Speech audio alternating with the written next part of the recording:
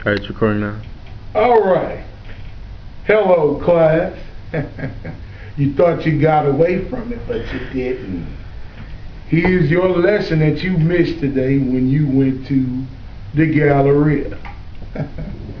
So today we're talking about optimization. Okay, optimization.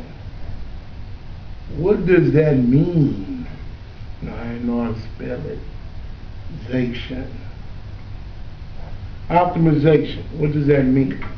Well, to optimize something, it means to take up the most space possible.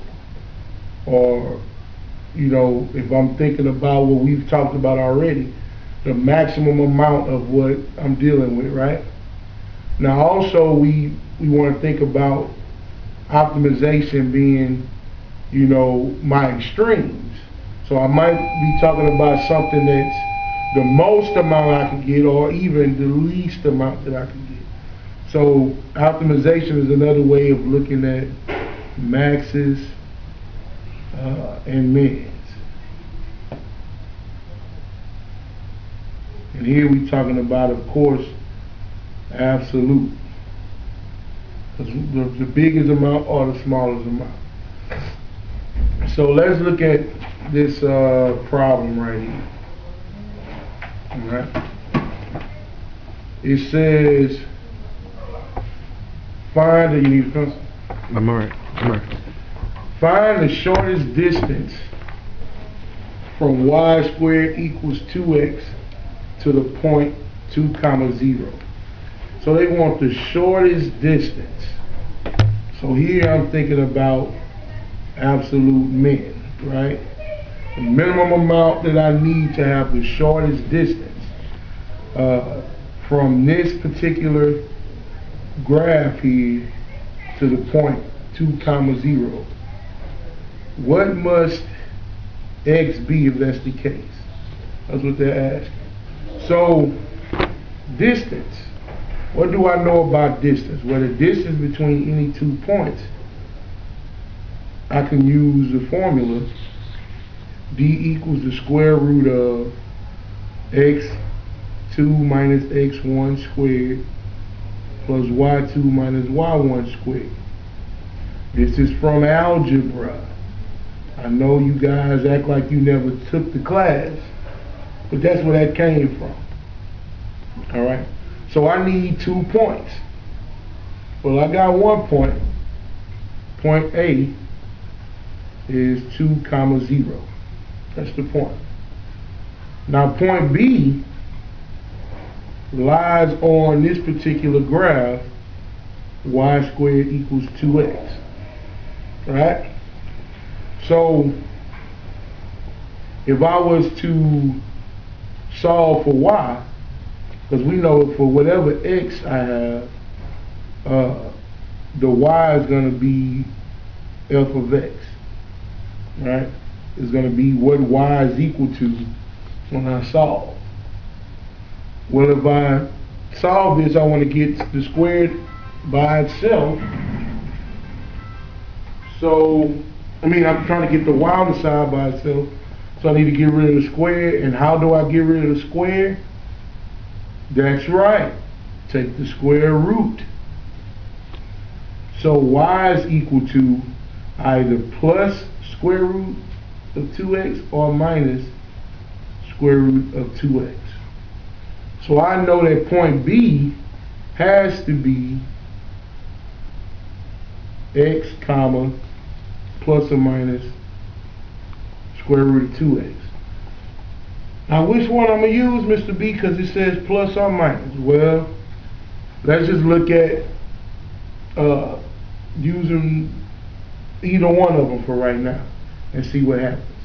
So if I plug this into the distance formula, of course I want to name point A. Point A will be my x1, y1, right? And point B, which is x comma plus or minus root 2x, is going to be my x2, y2. It says that d is equal to the square root of x squared minus x sub 1, x sub 2 minus x sub 1 squared plus y sub 2 minus y sub 1 squared. So I go and I plug that in. D is equal to, well, x sub 2 was just x minus x sub 1 was 2. Put that in. Plus y sub 2, oh, that's plus or minus root 2x, right? Minus y sub 1 is just 0. And I know I'm squaring it. So this is what I have so far. Well, d then is equal to, if we simplify, I can just leave this like this real quick. If I come here, inside this parentheses, I'm subtracting 0. So really that's just plus or minus the square root of 2x being squared. Do we see that?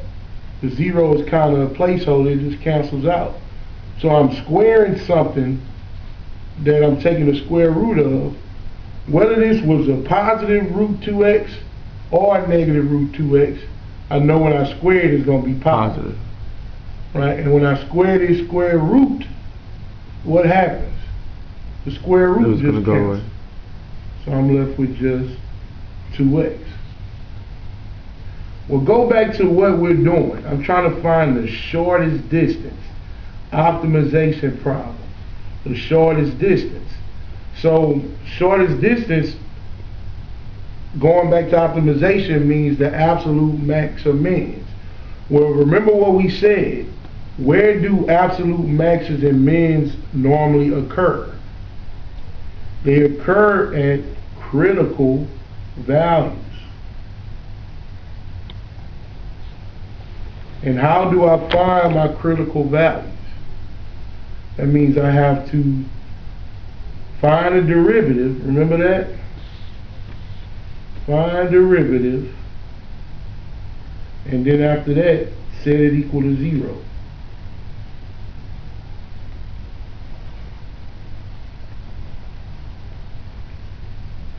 So let's find a derivative of this. And I know y'all would never think, y'all would look at, oh, this hard, we ain't never took the derivative of something like this. Well, I know square root just simply means all of that that's underneath there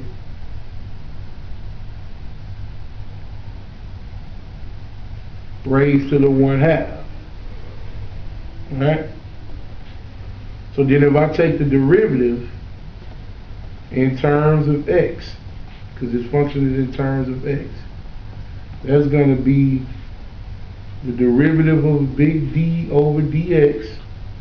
I'm saying the derivative of capital D in terms of x is equal to, I have some function, the whole function is being raised to some power, so that means that I'm doing the chain rule here.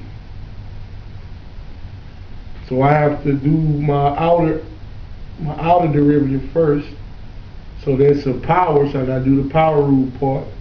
That's 1/2 times the quantity x minus 2 squared plus 2x. Remember, that's my candy. I don't mess with that yet. To the 1/2 minus 1 is a negative 1/2. Now, times the derivative of the inside. Well, times the derivative of the inside, I mean, I could actually go and simplify that in the inside, make it easier on me. X minus 2 squared plus 2x. If I square this out, of course this is the square of a binomial. You know I'm supposed to square the first term, multiply the two terms together and double it. So negative 2 times x, negative 2x, and then double it, that'd be a negative 4x. Then square the last term is plus 4, so that's all that.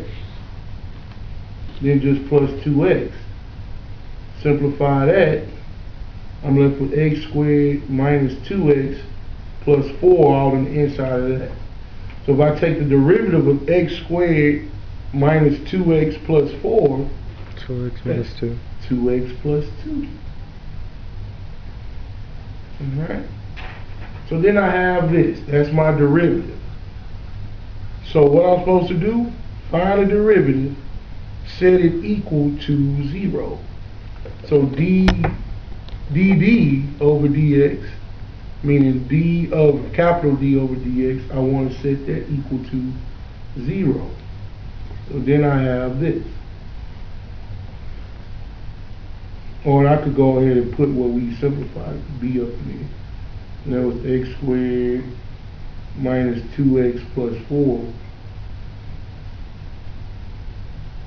times 2x plus 2. So now this is where my algebra comes in. I see I have a negative exponent. So, you know, that's going, anything with a negative exponent is going to the bottom. So I'm going to have a fraction. I already have the 1 at the top and 2 at the bottom because that's 1/2. When anything that doesn't have a negative exponent is going to stay at the top. So 2x plus 2 stays at the top. And all of this, x squared minus 2x plus 4, now to the positive 1/2, goes to the bottom. Alright? So what I do, well, I'm setting it equal to 0. This is a fraction. X squared minus 2x plus 4 is at the bottom. 2x plus 2 is at the top. So when I have a fraction, what gives me 0? Well, the top of the fraction gives me 0 all the time. So I'm going to set 2x plus 2 equal to 0. 2x plus 2 equal to 0, I can now solve for x by subtracting 2 from both sides. That'll leave me with 2x equal negative 2. And then divide both sides by 2. So x is equal to a negative 1.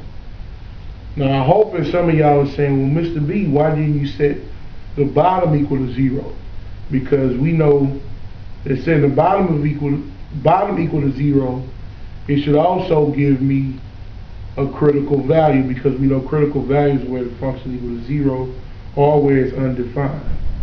Well, if I had a calculator on me, let me see. Well, do y'all remember the quadratic formula? If I take x squared minus 2x plus 4, there's not, I can't factor this because there's nothing I can multiply to itself. Well, no two numbers I can multiply together to get 4, then add those numbers to get negative 2. But if I do the quadratic formula, setting this equal to 0, we'll say x is equal to a negative 2, because remember that's b, 1 is a, c is 4, plus or minus the square root of negative 2 squared is 4, minus 4 times 1 times 4, because that's 4ac, right? All over 2 times 1. This is coming from the quadratic formula, y'all. I know y'all looking at me like, what? Negative b plus or minus the square root of b squared minus 4ac all over 2a. What's going to happen when I simplify this in the inside? Well, this is 4 times 1 times 4. That's 16, but I'm subtracting 16. That's 4 minus 16. Negative 12. That's a negative 12. So this will end up being 2 plus or minus the square root of a negative 12 over 2. And we know that we cannot take the square root of a negative 12. So that means that this would be a no solution answer. Or if you remember back in Algebra 2, imaginary number, right? But we're not talking about imaginary numbers in here. Because remember, this was talking about distance. There's no imaginary distance. You know? So the only critical value I had was the one that was at the top. So here's the X value that's going to give me the shortest distance. Well, what am I supposed to do with that if they want me to find the shortest distance? Well, all I got to do is go back to where we solved for the distance, which was here, or here, any one of these where we plugged it in. Plug in -1, and we'll come up with our answer. So we had D equals square root of x minus 2 squared plus 2x. And we know that the x value, when x is -1, is going to give me the shortest distance between that curve and that point that they gave us at the top. This is the curve, that's the point. So if I plug in -1, my distance will be D equals the square root of -1 minus 2 squared plus 2 times the -1. So -1 minus 2 -3. is -3, and -3 squared is 9. So that's the square root of 9. And then we got 2 times the -1. That's minus 2. So then D equals the square root of 7. What's that? Yeah. Let me see if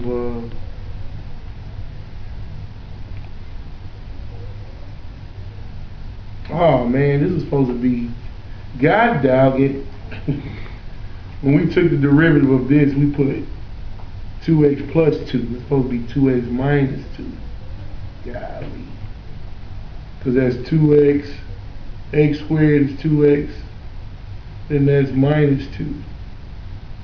That changed, if I go back where I solved down here, this would be minus 2, that being added 2 to both sides. So then x would be 1, my bad.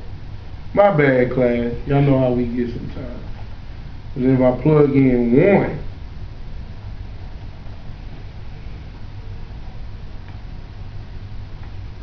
there we go. 1 minus 2 is -1. -1 squared is 1. And then plus 2 times 1 is 2. So then that's the square root of 3. So what's the shortest distance between those two? The curve and that point? The shortest distance will be √3. And the way I got it was when I found my critical value, which was x equal 1 to that function. Alright, so hope y'all understood that. Coming back at you with another one, please.